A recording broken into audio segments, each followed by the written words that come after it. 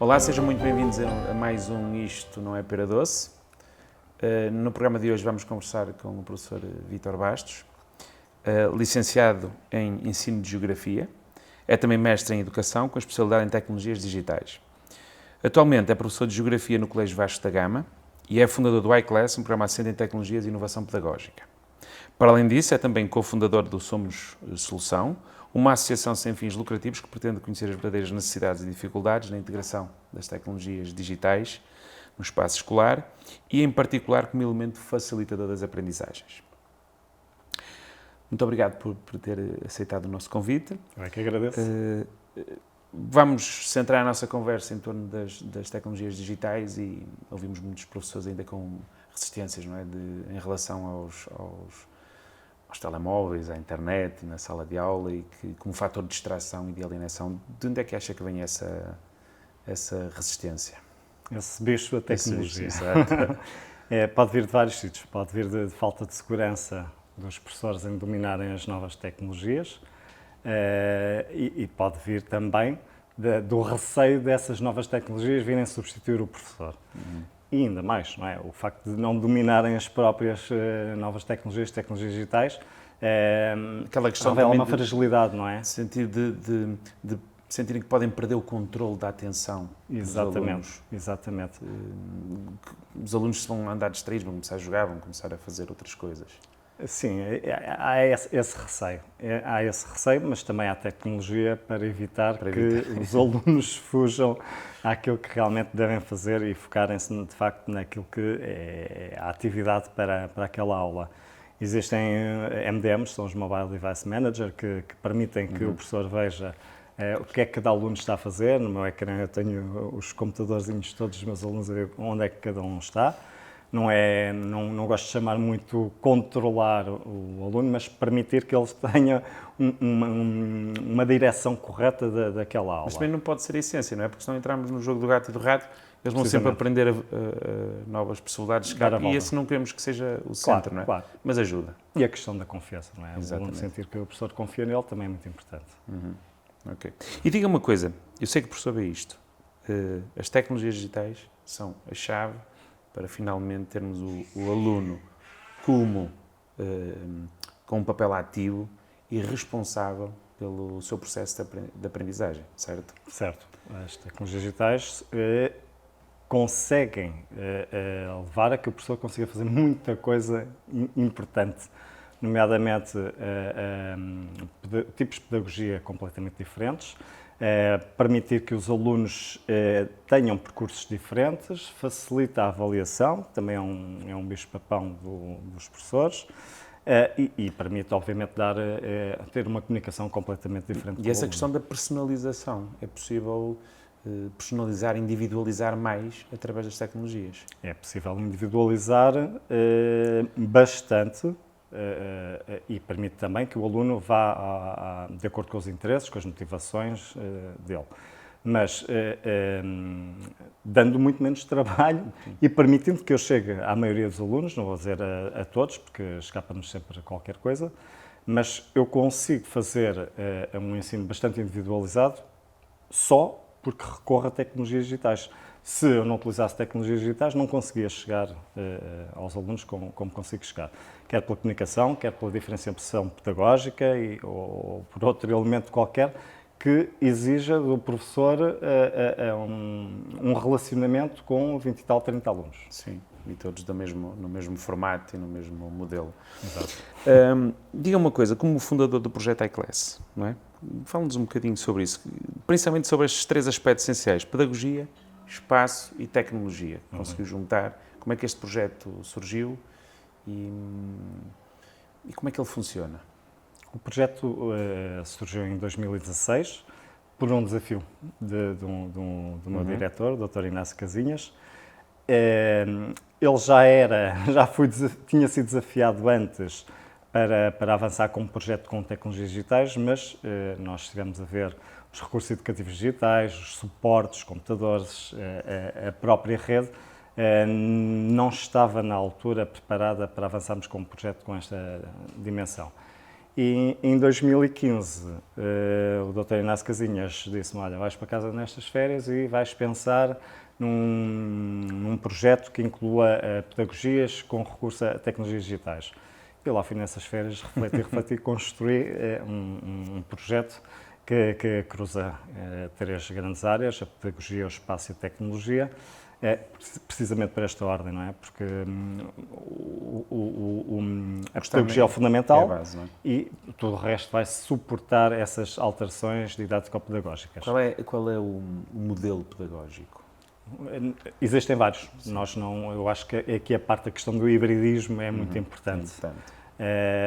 E o hibridismo não é só falarmos de um aluno está em casa, eu estou na escola com outros tantos e estamos ali a ter uma aula, uns com presença digital, outros com presença física, mas de facto o hibridismo é tudo. É ter formas de avaliar diferentes, ter alunos a trabalharem de forma diferente na sala de aula, ter uma estrutura da sala de aula montada de maneira diferente, comunicar de maneiras diferentes com o aluno, seja por e-mail, seja por oralmente, seja por vídeo, etc. Portanto, isso para mim é que é o verdadeiro hibridismo. E, portanto, é de facto necessário haver esse hibridismo de metodologias também. Não nos centramos só numa metodologia. Já vamos voltar também a essa questão pedagógica, mas e o espaço? Como é que ele é organizado? O espaço tem que ser maleável. Nós sabemos que nestes 2 últimos anos estamos a viver uma situação particular em que voltámos à sala de aula autocarro, mas o espaço que nós temos é um espaço que os alunos adaptam de acordo às metodologias que estão a ser utilizadas e de acordo também aos momentos da aula. Se há um momento de reflexão, o aluno vai para um espaço de reflexão. Se há um momento de produção de trabalho de pares, eles juntam-se a pares. Se há momentos de trabalho a grupos de 3, nunca mais 3. Para mim, 3 é o ideal, 2 é pouco, é bom para trabalho de pares, não é? Mas 4 já é demais, já há sempre alguém que se encosta e nós já não conseguimos controlar tão bem. E, portanto, mas é possível ter esses momentos todos em simultâneo numa sala destas? Imagina que sim. Sim. É muito exigente para o professor, claro. Para mim era muito mais tranquilo ter uma aula expositiva de 45, 50, 60, 90 minutos que ninguém aguenta. Os alunos são os primeiros a não aguentar, não é?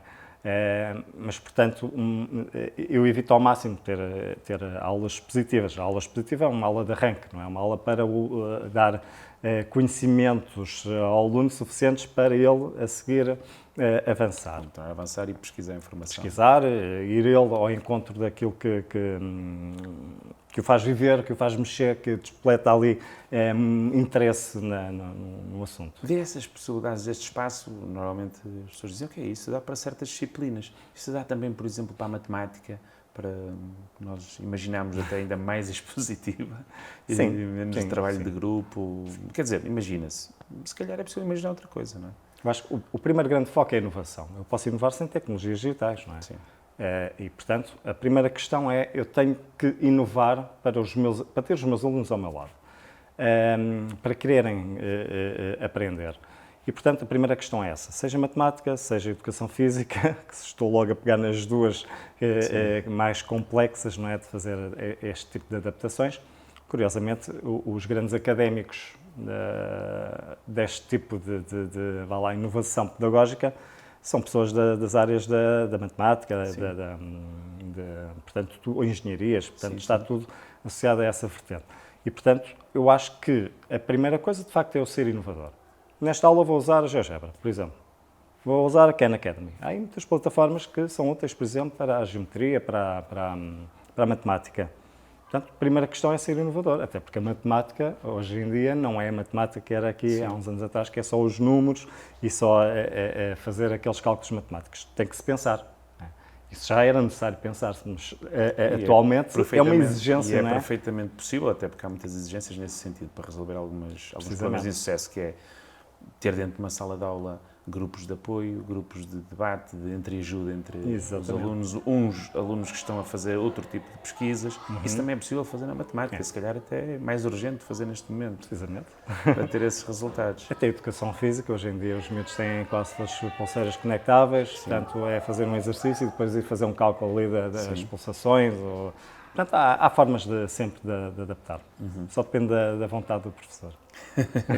Vocês, mesmo dentro da própria sala, pressupõem também acesso através de e-learning, ou seja, quando se fala da integração de tecnologias digitais, os alunos estarem numa aprendizagem mais centrada online, ela também pode ser feita e só por partes de grupos dentro de uma sala de aula, nem todos em simultâneo.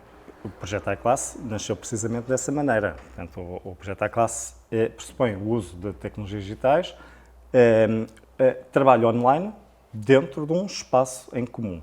Portanto, os alunos trabalham entre eles dentro de um espaço em comum. Portanto, temos uma presença física paralelamente com uma presença digital. Portanto, eles fazem os trabalhos de uma forma colaborativa, recorrendo a diversas ferramentas de trabalho colaborativo, dentro de um espaço físico, não é? Comum. Claro que a nossa escola é uma escola muito para além dos muros. Não é uma escola centrada ali na nossa sala de aula, é uma escola que também não fica centrada no espaço do colégio, vai para fora. Nós tivemos, por exemplo, um projeto que era um projeto em que os alunos trabalhavam com uma escola do Porto em conjunto. Portanto, havia um conjunto de grupos de uma escola com grupos de outra, juntaram-se e trabalharam à distância. Não é? Sim. Portanto, neste caso, estamos a criar um espaço de sala de aula virtual que vai muito para além dos muros. Claro que esta questão toda de nós já conhecemos a tecnologia, como é que podemos trabalhar online, facilitou-nos em muito depois quando tivemos que ficar confinados. Portanto, a única coisa que houve em termos de alteração foi o espaço físico. Deixaram de poder fazer aqueles trabalhos em grupo presencial. Exato. A única coisa que alterou foi precisamente o espaço físico. Tudo isto, toda esta gestão implica momentos, implica planeamento. Já sei que não é totalmente rígido, adaptam-se a certas, mas implica planeamento. E implica sempre momentos de instrução e de preparação. Ou seja, os alunos não têm um apoio teórico, que é muito importante para compreender e depois conseguirem caminhar por si. Certo. Seja qual for a metodologia, tem que haver sempre um primeiro momento em que o aluno tem que aprender os conceitos daquilo que vai trabalhar. Tem que ter algum conhecimento para depois ir construindo conhecimento sobre conhecimento. Daí que eu defenda precisamente plataformas como as plataformas LMS, que permitem dar instruções ao aluno daquilo que tem que ir fazendo e ele, de uma forma autorregulada, vai construindo o seu conhecimento. Claro que a plataforma tem que estar estruturada de maneira que o aluno perceba bem o que é que tem que fazer, que consiga concretizar tudo aquilo que lhe está a ser solicitado. E o professor aqui como é que vai verificando? O professor tem muitas maneiras para verificar. Portanto, tal como a avaliação é extremamente diversificada, com vários suportes, as próprias metodologias são diversificadas, também a forma do professor verificar o percurso do aluno é diversificada. Eu posso verificar, por exemplo, através de um Forms. Neste momento responde a estas duas questões. O que é que sabe sobre isto e aquilo? E o aluno responde. Ou então vou ter com o aluno e vou-lhe perguntar como é que isso está a correr, onde é que estás a ter problemas, qual é o teu rumo. Posso pedir para ele fazer um vídeo. Ele manda-me um vídeo e eu vou verificar. Portanto, os suportes são diversos para fazer esse levantamento. Diga-me uma coisa, e isso acho muito interessante, a questão da sala de aula invertida, não é? Em que o aluno começa primeiro por se enquadrar, de uma forma orientada, obviamente, e com leituras ou vídeos ou o que for sugeridos pelo professor, e depois vem para a sala para começarem então a trabalhar aqueles conteúdos. Todas as pessoas têm que ter uma base, não é, de conhecimento para conseguir ir construindo todo o resto. Mais uma vez, tem que haver um esqueleto, não é, que suporte tudo o resto. E a sala de aula invertida, para mim, é uma estratégia excelente, com uma forma de desafio, não com uma obrigação de trabalho de casa, que eu sou super anti trabalho de casa. A casa é para o aluno descansar, para se relacionar com a família e tal, e qual como o mecânico, se não acabou o arranjo do carro, não leva o carro para casa para arranjar. Trabalhar, portanto, há a escola que é da escola, a casa que é da casa. Mas é interessante desafiar os alunos para verem, por exemplo, um filme, para um vídeo, para lerem um pequeno texto, um jogo. Podemos construir um jogo com determinadas etapas em diversas plataformas que leva a que o aluno fique curioso com aquele assunto. Eu gosto muito do professor de Clóvis Barros Filho, que refere uma frase que eu acho muito interessante precisamente para esta questão do desafio, que é numa aula em que eu vou lançar exatamente a sala de aula invertida, eu dizer que, olha, há aqui estes vídeos, mas nem toda a gente vai perceber este vídeo. Há aqui esta pequena frase que eu acho que há alguém que não vai perceber muito bem aqui a frase, ou isto não é para todos. Basta dizer que isto não é para todos, é só para alguns. Eles sentem-se desafiados e vão ver aquilo. Não vou dizer que todos veem, porque há sempre questões que... Mas na sua experiência, a maioria... Sim, a maioria vê. Participa. Participa. Mas se há um fim de semana prolongado, o aluno esquece, não é? Está com a família, está com os amigos, etc. Acaba por não fazer... E pode haver dinâmicas especiais dentro da sala de aula, por exemplo, para recuperar aqueles que... Pode acontecer depois ter mais de metade da turma que realmente já está dentro do assunto, mas depois os outros não estão. Mas esse agarra precisamente naqueles que viram para desafiar os outros. Então explica lá ao colega do lado o que é que tu viste e o que é que interpretaste com isso. E agarro nos pares e eles vão-se explicando uns aos outros e eu vou limando, entre aspas, acertando aquilo que não está tão correto. Eu sou daquelas pessoas que detesto que o aluno repita um conceito tal e qual como vem no livro, tal e qual como vem num suporte qualquer. Eu gosto que ele mastiga aquilo e a seguir diz para ele, mas que não diga tudo. A ideia central está lá, isso para mim é que é importante, foi a aprendizagem. Pensamentos. Eu volto a pegar neste assunto, até falámos um pouco antes de começarmos a gravar, a importância da memorização, a importância de formar conhecimento. Muitas vezes o professor sente-se inseguro quando larga a aula expositiva, se não está a impedir que o aluno... Bem, como é que ele vai aprender? Isso não é verdade. Este modelo também pressupõe a formação de memórias, de conhecimentos e que depois vai formando conhecimentos cada vez mais complexos e não saber fazer. Claro, e é precisamente isso. Eles têm uma base e depois vão criar pensamento mais complexo. Portanto, eles têm uma base que são os conceitos. Eu só consigo relacionar conceitos se os conhecer. Podemos falar de conceitos extremamente difíceis, como é o caso da temperatura, em que num 7º ano, se eu perguntar a um aluno, diz-me lá o que é a temperatura, ele se calhar até consegue chegar lá. Mas se lhe perguntar o que é a pressão atmosférica, já não sente, não é? A temperatura nós sentimos, a pressão atmosférica não sente.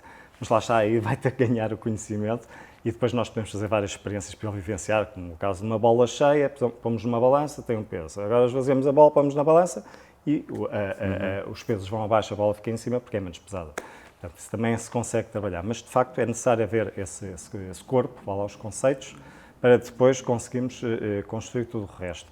E é importante a memorização. Ninguém diz que o uso das tecnologias digitais colocam de parte a memorização, porque ela é sempre necessária. Portanto, não excluímos, obviamente, quem defende muito as tecnologias digitais. Para que memorizar-se? Agora o Google responde a tudo, não é?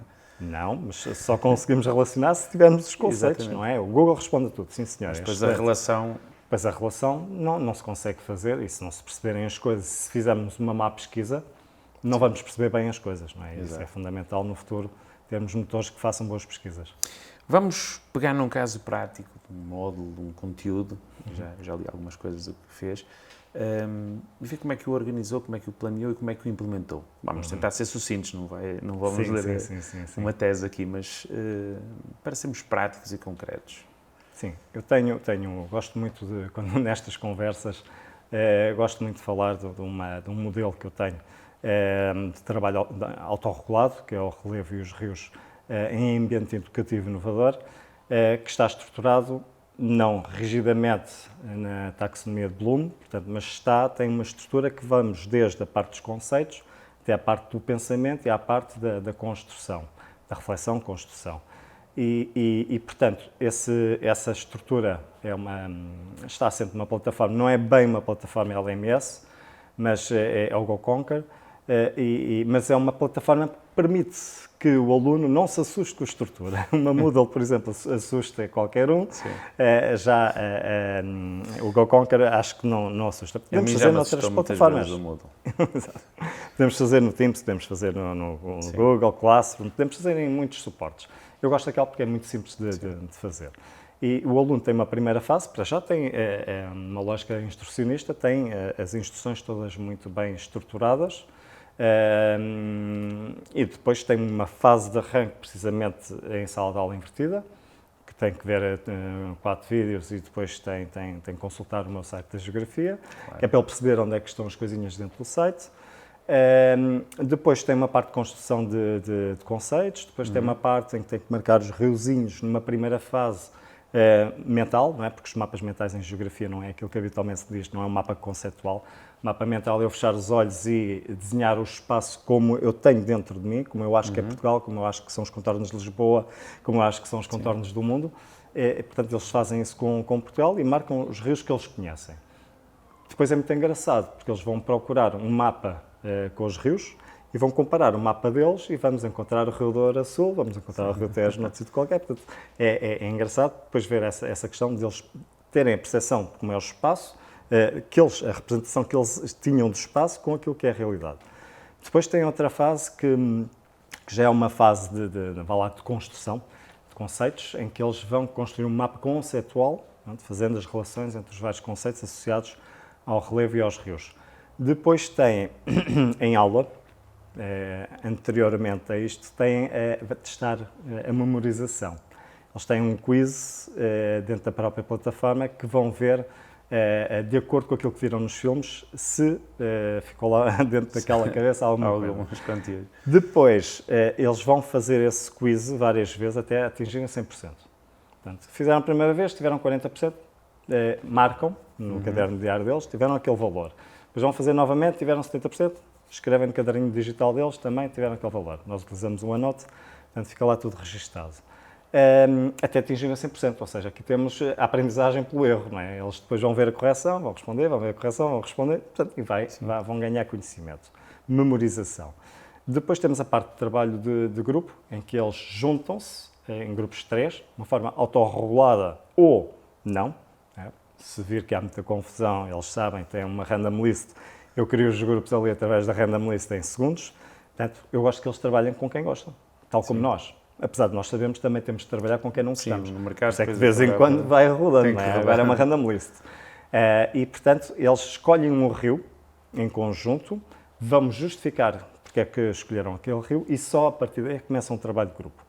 O trabalho de grupo começa com análise de paisagens. Portanto, eles vão percorrer no Google, lançam lá o bonequinho no rio que estão a explorar desde Montante, Nascente até à Foz e vão fazer o percurso retirando dali 3 screenshots de cada área. E depois vão fazer a análise das paisagens. Aqui temos este tipo de rochas, temos este modelado, temos esta árvore, temos muitas habitações, a forma do rio, como é que é o leito do rio, não é? Os declives, etc. Portanto, fazem aquilo que é uma das primeiras fases de um 7º ano, que é a análise de paisagens, e é fundamental para a geografia. Depois, a partir daí, escolhem 3 paisagens que, em conjunto, que mostrem melhor o setor superior, o intermédio e o inferior do rio, e a partir daí tem outra parte muito importante que é, existe um problema. Existe um problema que é a poluição com sacos de plástico. Como é que vamos resolver este problema? Primeiro eles têm que identificar o problema, depois vão pesquisar que tipo de soluções é que há, depois também vão pesquisar quais são os sítios onde tem havido mais esse tipo de problemas, portanto já estão numa fase de construção. Tem também uma fase em que tem que pesquisar, os sites estão todos lá, portanto os links estão todos, eles não precisam se perder e ir para sítios que não têm informação rigorosa. Portanto, têm os links, vão pesquisar por cada rio que eles têm, 10 barragens,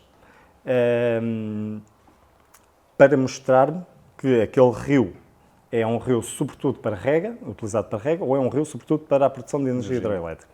Portanto, como é que eles fazem isso? Têm o link para as barragens e têm lá a função da barragem. E vão restando isso numa folha de Excel. Depois, no final, vão fazer o somatório do uso para a energia hidroelétrica, vão fazendo o somatório para a rega, para o abastecimento público e vão chegar a uma conclusão sobre o rio deles. Porque isto depois, no final, vamos criar ali cruzamentos, depois. Vão partilhar com os colegas e vão chegar à conclusão que os rios do Norte têm caudais mais fortes, portanto, caudais com maior capacidade. Por isso é que o próprio fundo do rio é diferente, não é? Tem rochas mais impermeáveis, os declives são mais fortes e isso leva a maiores caudais. E vão perceber porque é que os rios do Norte, aqueles que ficaram com os rios do Norte, aparece-lhes mais produção hidroelétrica, não é? Do que os outros que têm nos rios do Sul, onde há mais escassez de água, que há mais produção de água para a rega. Depois ainda tem uma fase de autoavaliação curiosamente, em relação àquilo que eu vou dizer a seguir. Eles fazem primeiro uma autoavaliação e uma coavaliação, portanto, eles não só autoavaliam-se, como avaliam os colegas com quem trabalharam.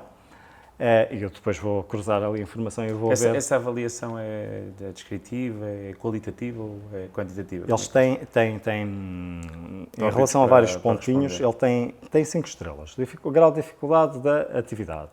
1 estrela, 2 estrelas, por aí fora. Depois a avaliação dos colegas. É uma avaliação quantitativa. Acaba por ser uma avaliação quantitativa porque ou recorre a números, ou então recorre a taças. Portanto, há a taça há ouro, portanto, acabamos de fazer uma associação, não é, ao valor. Visual mais. Exatamente. Depois depois dessa fase de avaliação, ainda tem a construção de um suporte de apresentação para mostrarem aos colegas o que é que fizeram.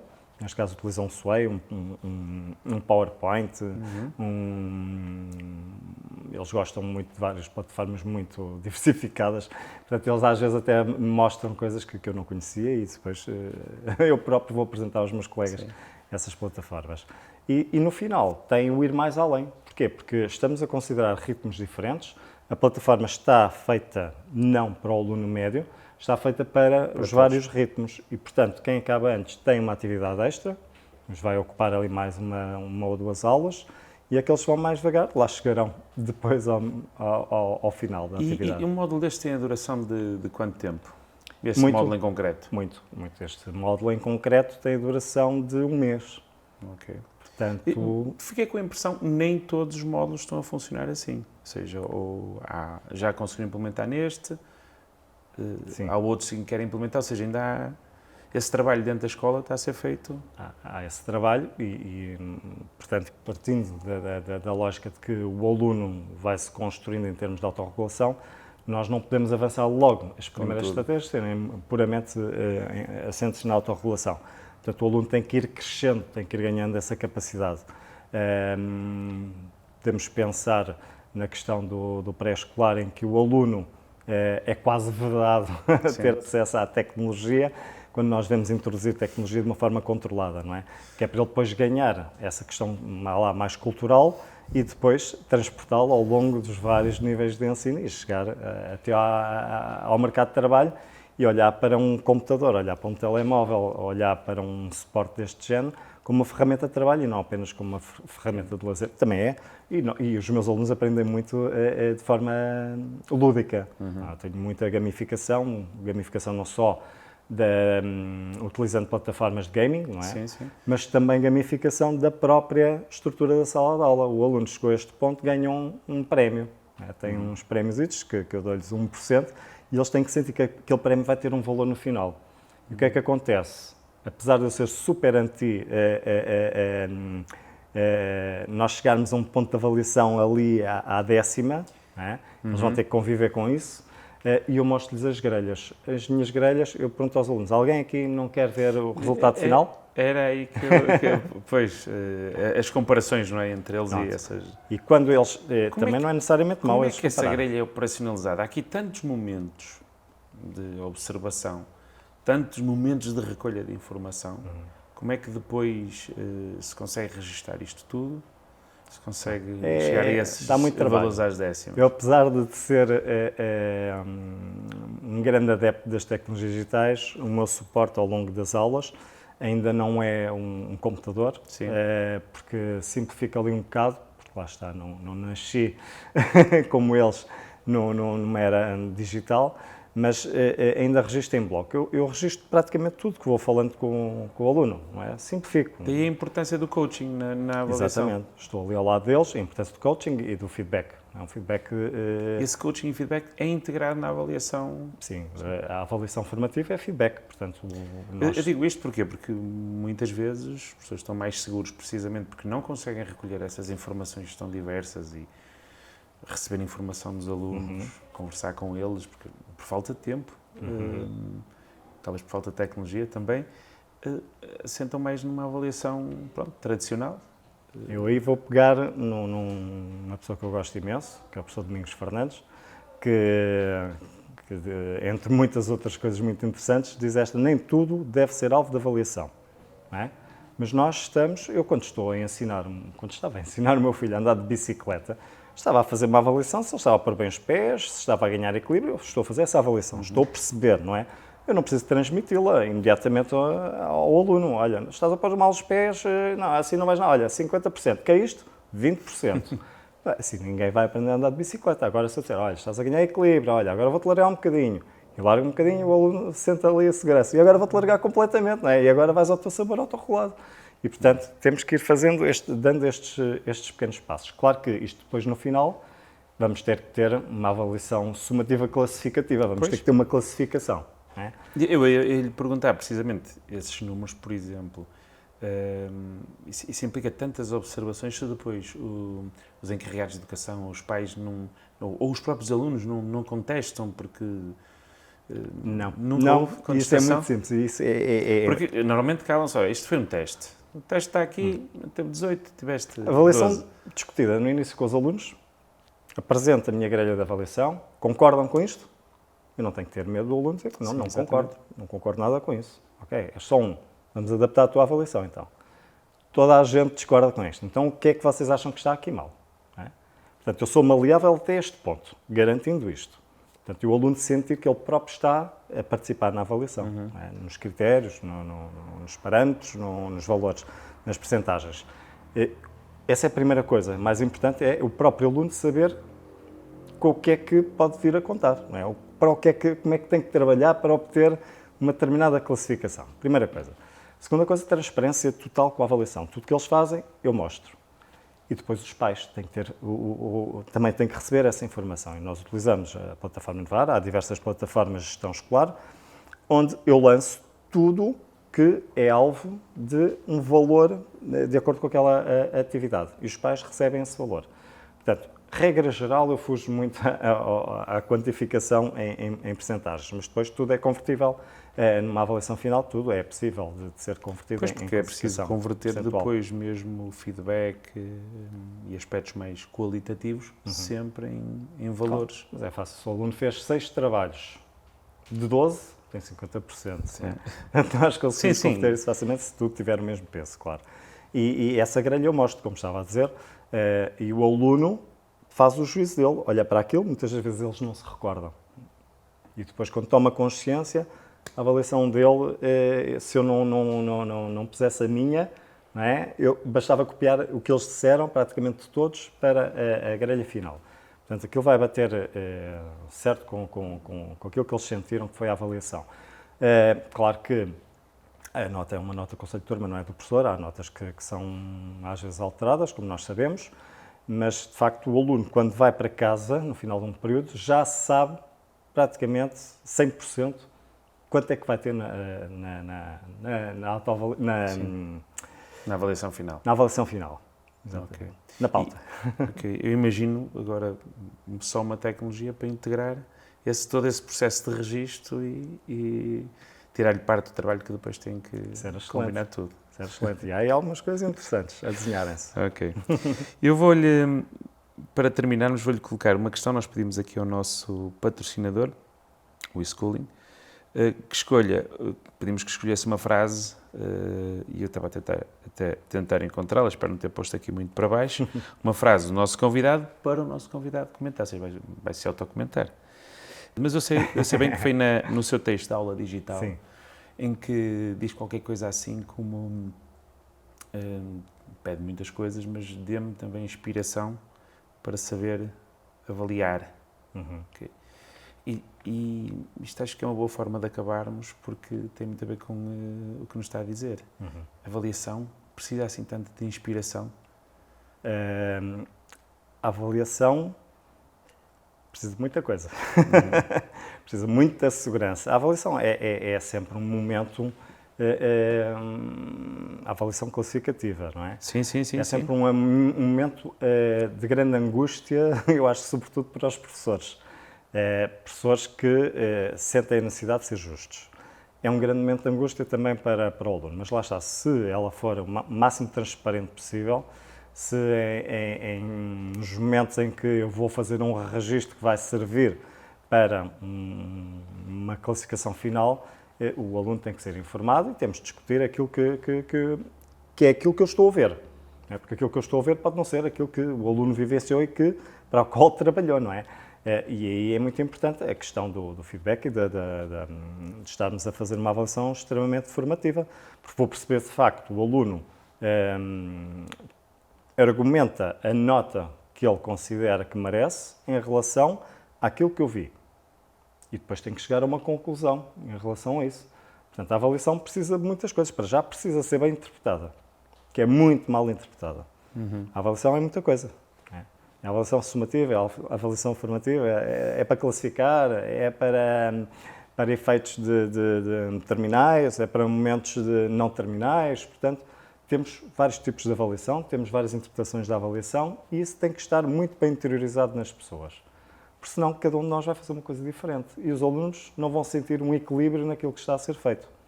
E isso é péssimo para a escola, não é? Porque isso é, penso eu, uma das grandes resistências à escola, tem a ver exatamente com o aluno não se sentir bem avaliado. E acha que é preciso inspiração para isso? Para é preciso muita inspiração e muita vontade de continuar a aprender na formação contínua de professores. Ok. Dr. Vítor Bastos, muito obrigado. Obrigado pela sua disponibilidade e por esta conversa e por ter partilhado connosco as suas experiências e a sua experiência profissional e aquilo que tem andado a testar. Muito obrigado. Muito obrigado. Quanto a nós, até ao próximo programa.